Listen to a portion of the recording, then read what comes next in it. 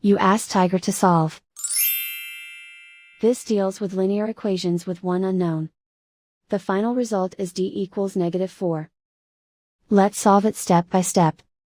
Group all d terms on the left side of the equation. Add 4d to both sides. Group like terms. Simplify the arithmetic.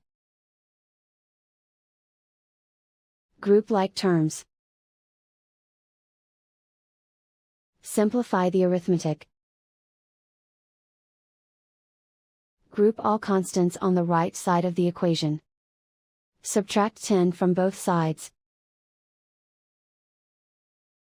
Simplify the arithmetic.